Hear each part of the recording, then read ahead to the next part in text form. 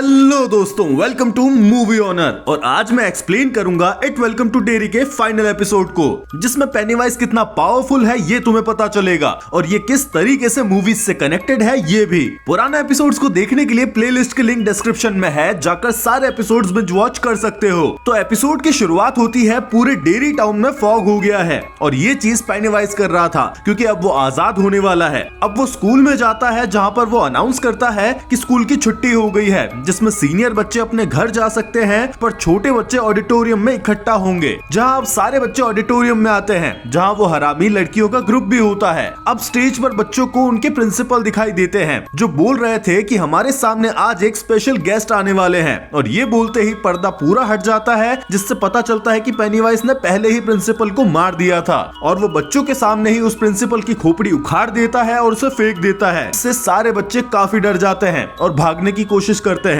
पर सारे गेट्स बंद थे। अब पेनीवाइज उन्हें अपना आइकॉनिक डांस मूव दिखाता है और गाना गाते हुए अपना मुंह खोलता है, जिससे वही डेड लाइट सभी को दिखाई देती है और वो सभी हिप्नोटाइज हो जाते हैं और हवा में उड़ने लगते हैं। अब पेनीवाइज उन सभी को अपनी क्लाउन वाली गाड़ी की तरफ लेकर चला जाता है। मार्ज, रॉनी, लिली तीनों अपने हैंगआउट वाली जगह पर थे और वो पूरे शहर में छा रहे फॉग को देखकर वहाँ से नीचे आते हैं और उन्हें काफी सारे मिसिंग बच्चों के पोस्टर्स दिखाई देते हैं जो सारे बच्चे उनकी स्कूल से थे। मार्ज बोलती है कि ये सच नहीं हो सकता, वो इतने सारे बच्चों को एक साथ कैसे लेकर जा सकता है। तो सच को जानने के लिए अब तीनों स्कूल की तरफ जाने लगते हैं। इधर पेनीवाइज सभी बच्चों को उड़ाता हुआ अपनी गाड़ी के साथ में शहर के बाहर की तरफ लेकर जा रहा होता है। इधर तीनों लड़कियां स्कूल पहुंचती है तो उन्हें पता चलता है कि सारे बच्चे गायब है और प्रिंसिपल भी मरा पड़ा है। तभी उन्हें विल का भी मिसिंग पोस्टर दिखाई देता है, जिसे देखकर वो काफी घबरा जाते हैं। रॉनी यहाँ पर जमीन पर एक खून की लाइन देखती है, मतलब उसी डायरेक्शन में पेनीवाइज सारे बच्चों को लेकर गया है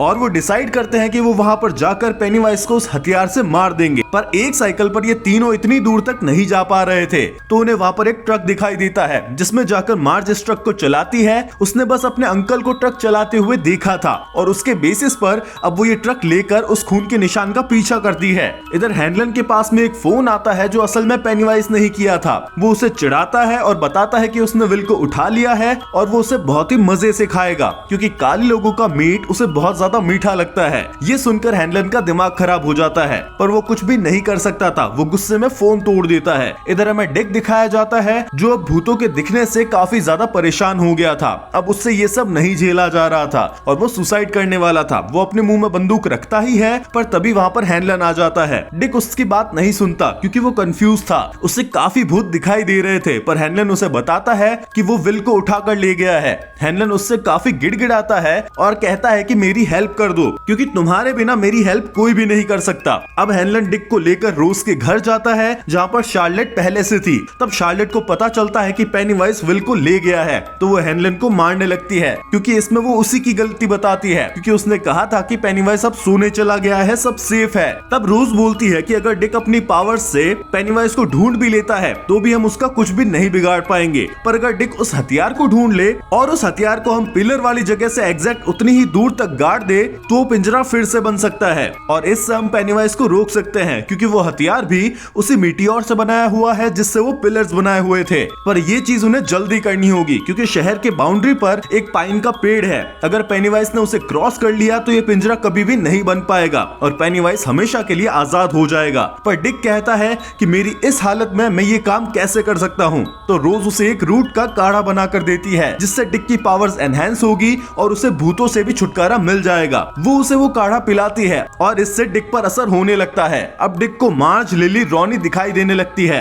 ये तीनों बहस कर रही थी और इसी बीच उनका एक्सीडेंट हो जाता है और ट्रक पलट जाती है, जिससे वो हथियार भी नीचे गिर जाता है। अब वो उस हथियार को ढूंढने लगते हैं। मार्ज उसे जैसे ही उठाने वाली थी तभी लिली उस पर चिल्ला देती है और खुद जाकर उसे ले लेती है। असल में वो हथियार लिली का दिमाग खराब कर रहा था और वो जिस मीटियोर से बना है उसकी अपनी कॉन्शियसनेस है। वो सारे टुकड़े उस मीटियोर के पास वापस जाना चाहते हैं, इसलिए वो अपने कीपर का दिमाग खराब करते हैं और फिर से मीटियोर की तरफ जाने के लिए कीपर को उकसाते हैं। अब ये चीज डिक उन्हें बताता है कि हथियार लड़कियों के पास में है और वो सभी पेनीवाइज के पीछे जा रही है। अब इधर ये सारे लोग लड़कियों का पीछा करने गाड़ी में निकल जाते हैं, जिन्हें गाइड करता है डिक। इधर तीनों लड़कियां पैदल आगे बढ़ रही थी, पर हथियार जितना दूर जाता वो अपने कीपर का दिमाग उतना ही खराब कर रहा था और लिली उनसे कहती है कि तुम मुझे पागल समझती हो। तो मार्ज उससे कहती है कि ये हमें दे दो, इससे तुम्हारे ऊपर गलत असर हो रहा है। ये चीज हैरी पॉटर वाले हॉर्क्रक्स की याद दिला रही है। छोड़ो, स्टोरी पर आते हैं। तो ये सुनकर लिली गुस्से में वहाँ से भागने लगती है। अब रॉनी मार्ज उसका पीछा करके उसे पकड़ती है और उससे वो हथियार भी छीन लेती है, जिसके बाद में लिली शांत हो जाती है और अब वो डिसाइड करते हैं कि इसे बारी बारी से हम पकड़ेंगे।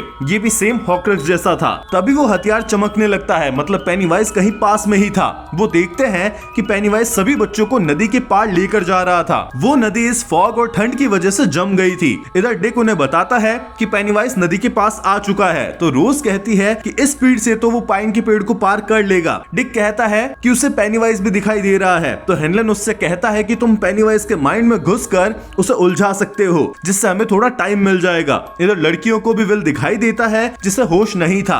अब पेनीवाइज अपनी गाड़ी से बाहर निकलता है, पर रॉनी उसके सामने वो हथियार कर देती है, जिससे डर कर पेनीवाइज पीछे हट जाता है। पर अब वो फॉग में इधर उधर भाग रहा था और लड़कियों को डरा रहा था, और मौका देखकर वो मार्ज को खींच लेता है। अब वो मार्ज से कहता है कि मैं तुम्हें हमेशा से खाना चाहता था, मार्ज टॉयजर। पर मार्ज का ये पूरा नाम असल में नहीं था। तो वो बोलता है कि ये अभी नहीं है, पर जब तुम्हारी शादी होगी तब ये नाम होगा। उसके बाद में तुम्हारा एक बच्चा होगा जिसका नाम होगा रिची। और वो उसे एक मिसिंग पोस्टर दिखाता है, और ये चीज काफी एपिक थी, क्योंकि यही पोस्टर इट 2017 वाली मूवी में रिच को उसी घर में मिलता है। मतलब मार्ज रिच की मम्मी है। जहाँ पर अब पेनीवाइज ये भी बताता है कि रिच और उसके दोस्त मिलकर उसे फ्यूचर में मारेंगे, पर मेरे लिए पास्ट, प्रेजेंट और फ्यूचर सब एक ही है, और टाइम उसके लिए अलग तरीके से काम करता है, क्योंकि वो एक कॉस्मिक बीइंग है। वो मार्ज को इसलिए मारना चाहता था क्योंकि इससे रिची कभी पैदा ही नहीं होगा, जिससे लूजर्स क्लब नहीं बनेगा, और वो पेनीवाइज को मार भी नहीं पाएंगे। अगर तुम्हें एक मूवी याद नहीं है तो तुम डिस्क्रिप्शन में दी गई लिंक से उस मूवी की एक्सप्लेनेशन देख सकते हो।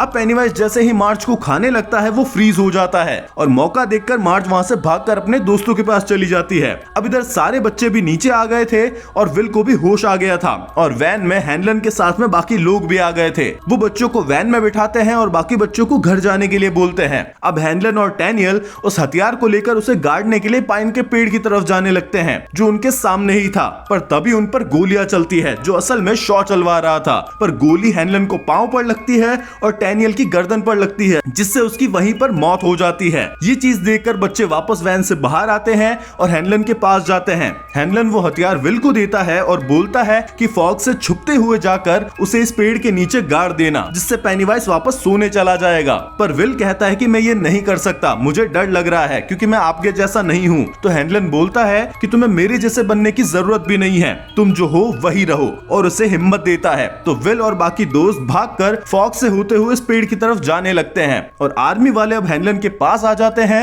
इधर शॉ की नजर पेनीवाइज पर पड़ती है, जो जम चुका था, जहाँ असल में पेनीवाइज का दिमाग में उसे एक विजन आ रहा होता है, जिसमें सभी उसे बॉब कहकर बुला रहे थे। पेनीवाइज उन सभी को बोलता है कि मैं गॉड हूँ, कोई बॉब नहीं। तो वो आदमी उसे थप्पड़ मारता है कि ये क्या फालतू का नाटक लगा रखा है। ये सीन काफी बढ़िया था। इधर बच्चे उस पेड़ की तरफ बढ़ रहे थे, पर वो हथियार फिर से अपना असर दिखाता है, जिससे विल वहां से भागने लगता है। पर बाकी बच्चे उसे पकड़ लेते हैं, और साथ में जब वो उस पेड़ की तरफ बढ़ रहे थे, पर वो हथियार उन्हें दूर धकेल रहा था, मानो वो पेड़ की तरफ नहीं जाना चाहता। इधर शॉ पेनीवाइज के पास आता है और उसे पता चल जाता है कि डिक ने ही उसकी ये हालत करी है। और इधर आर्मी वाले डिक को भी जगा देते हैं और उसे वैन से बाहर निकाल देते हैं, जिससे पेनीवाइज का इल्यूजन टूट जाता है और उसे उस आदमी के काले हाथ दिखाई देते हैं, जिससे वो समझ जाता है कि ये डिक है, और अब वो होश में आ जाता है। जिसके सामने शॉ था। शॉ उससे बोलता है कि जाओ इस दुनिया में अपना डर फैलाओ। वो वहां से जाने लगता है, तभी पेनीवाइज को उसकी स्मेल याद आती है, और वो शॉ को बोलता है कि मैं तुम्हें जानता हूँ, छोटे फ्रांसिस। और वो वही बूढ़े आदमी की शक्ल उसे दिखाता है, जिसे देखकर शॉ डरता है, पर वो उस पर चिल्ला रहा था जैसे मानो वो नहीं डर रहा। पर अब पेनीवाइज उसे खा जाता है। शॉ इस सीरीज में सबसे बेवकूफ आदमी था।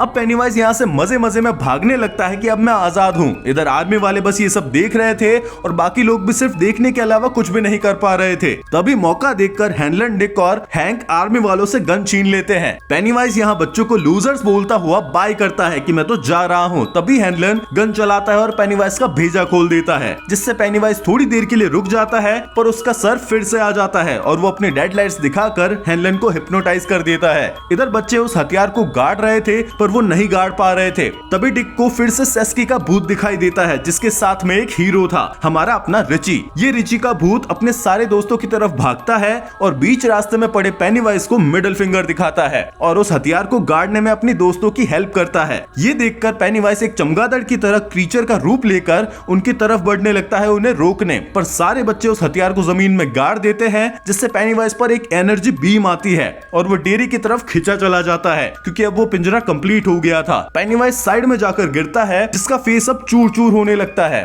और हमें इस सीरीज में दिखाए गए पहले के क्रीचर्स भी देखने को मिलते हैं, जिसमें सबसे लास्ट में वही बच्चा दिखता है और फिर पेनीवाइज जल जाता है और उसकी वही डेडलाइट्स फिर से 27 साल के लिए सोने चली जाती है। इधर बच्चों को भी फील होता है कि रिची अभी हमारी हेल्प के लिए आया था और ये चीज जानकर उन्हें बहुत खुशी होती है, अब सब ठीक हो गया था। अब अगले दिन सभी रिची के फ्यूनरल पर आते हैं, जहाँ पर मार्ज भी स्पीच देती है और डिक देखता है कि रिची का भूत अभी वहीं पर था जो अपने पेरेंट्स के पास में खड़ा था। और डिक उसके पेरेंट्स के पास जाकर बोलता है कि अभी जो आपके कंधे पर हाथ है वो आपके बेटे का है और ऐसे ही आपके साथ वो हमेशा रहेगा, जिसे सुनकर उसके पेरेंट्स भी खुश होते हैं और वो रोने लगते हैं, जिसे देखकर डिक को समझ आता है कि ये भूतों को देखना इतना भी बुरा नहीं है। इधर मार्च को वही प्लेन दिखाई देता है जो मेन रोड तक आ गया था, मतलब रिची का एफर्ट कंप्लीट हुआ और वो उसे देखकर खुश होती है। लिली भी अपनी पापा की कब्र पर जाकर उनसे बात करती है, जो वहाँ जनरली नहीं जाया करती थी। अब सभी अपने हैंगआउट वाले प्लेस पर थे, जहाँ मार्ज लिली को पेनीवाइज की बात बताती है कि उसने कहा था कि उसकी मौत ही उसका जन्म है, तो क्या वो टाइम ट्रेवल करके पास्ट में भी जा सकता है और हमारे पेरेंट्स को मार सकता है ताकि हम कभी पैदा ही ना हो। तो असल में जो सीजन 2 की कहानी है वो 1935 में ही टेक प्लेस करेगी। अब इधर हैनलन और शार्लेट ये टाउन छोड़कर जाने की तैयारी कर रहे थे और डिक भी हैनलन के पास आकर अलविदा लेता है और उस काढ़े को पीने के बाद में अब उसका दिमाग शांत हो गया था। वो बोलता है कि वो अब लंदन में अपने दोस्त की होटल में शेफ का काम करने जाएगा और इस चीज से तुम समझ ही गए होगे कि ये किसकी बात कर रहा है। ये स्टोरी अब आगे बढ़ेगी द शाइनिंग मूवी में, जहां डिक हैलोरन का और भी भयानक हॉरर से सामना होगा। शार्लेट ने भी हैंक के इस शहर से बाहर जाने का इंतजाम कर दिया था। हैंक उसे थैंक यू बोलता है। इधर रॉनी और विल एक दूसरे के साथ में टाइम स्पेंड कर रहे थे और एक दूसरे को याद करने की बात करते हैं और किस करते हैं। इधर रोज हैनलन और शार्लेट को वही ग्रुप ज्वाइन करने को बोलती है ताकि वो यहाँ पर ध्यान रख सके कि कोई भी इस पिंजरे को फिर से तोड़ने की कोशिश ना करे और वो अपना फार्म उन्हें दे देगी, पर हैनलन मना कर देता है। शार्लेट इस बात के लिए मान जाती है। वो इसी टाउन में रुककर रोज के फार्म में रहने के लिए मान जाती है, जहाँ अब विल भी रहेगा और रॉनी उसे ना भूले उसके लिए वो उसे लेटर्स भी लिखता रहेगा, क्योंकि डेयरी से जो भी जाता है वो यहाँ की चीजें भूल जाता है। और अब हैनलन परिवार में आगे आने वाला बच्चा मतलब हैनलन का पोता ही माइक होगा, जो लूजर्स क्लब का मेंबर होगा। इधर जुनिपर हिल्स का सीन दिखाया जाता है जहाँ पर इंग्रिड थी, क्योंकि उसका दिमाग घूम गया था और वो पागल हो गई थी। कहानी यहीं पर 26 साल बाद 1988 का सीन दिखाया जाता है, मतलब इट 2017 मूवी के स्टोरी से एक साल पहले, क्योंकि वो मूवी 1989 में टेक प्लेस करती है, जहां इंग्रिड अब बूढ़ी हो गई थी और उसे रोने की आवाज सुनाई देती है और वो वहां पर जाकर देखती है तो वहां एक औरत ने सुसाइड कर ली थी, जहां पास में उसका हस्बैंड और बच्ची थी। और जब उस बच्ची का फेस दिखाया जाता है तो बूम, वो बच्ची बेवर्ली मार्च है। ये वही लड़की है जिसे इट 2017 वाली मूवी में हमने देखा था और ये भी लूजर्स क्लब की मेंबर थी, जहां इंग्रिड उसे एक लाइन बोलती है कि दुखी मत हो, असल में डेयरी में कोई भी कभी भी नहीं मरता। और ये सेम लाइन इट चैप्टर 2 में एडल्ट बेवर्ली को ये औरत बोलती है, जिसके बाद में वो चुड़ैल बनकर बेवर्ली पर अटैक करती है। और ये सीजन इस बढ़िया कैमियो के साथ में एंड हो जाता है। तो दोस्तों ये था पूरे इट वेलकम टू डेयरी का एक्सप्लेनेशन, जिसे देखकर काफी क्यूरियोसिटी है इसके अगले सीजन के लिए, क्योंकि इसका नाम दिया है इन्होंने it welcome to dairy chapter 1, जिसमें अगली स्टोरी आएगी 1935 की और थर्ड सीजन होगा 1905 का। वीडियो पसंद आए तो लाइक करो, ज्यादा पसंद आए तो एक दोस्त के साथ में शेयर करो। मिलते हैं अगली मूवी एक्सप्लेनेशन में, तब तक के लिए बाय।